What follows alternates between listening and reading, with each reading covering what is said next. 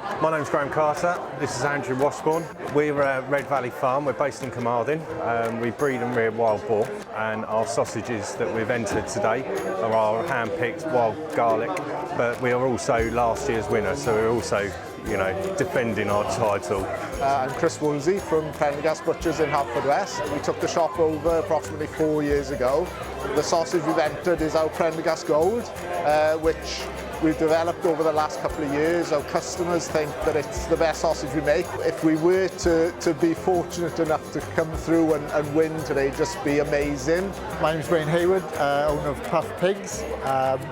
We have a small herd of pedigree British saddlebacks on our farm in South Wales, and we've entered the chili and garlic sausage into the competition today. We're very excited, very happy to be here and really pinching ourselves.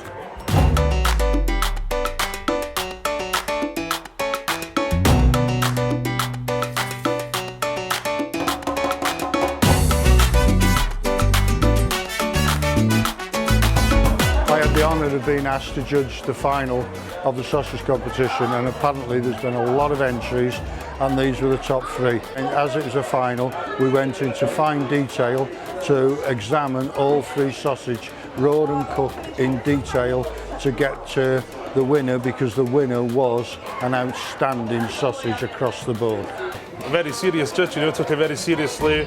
Yeah, you go by sight, how appealing does it look, then you feel, touch, see how tight the sausages, get into it, see the textures, trying to find any bone or gristle, but yeah, they were all amazing. Yeah, and my favourite part was obviously the tasting. All phenomenal sausages. It was really hard to choose the winner, but yeah, the Valley and the wild garlic was a stunning sausage. Over the moon. 2 years on the trot now, so we must be doing something right.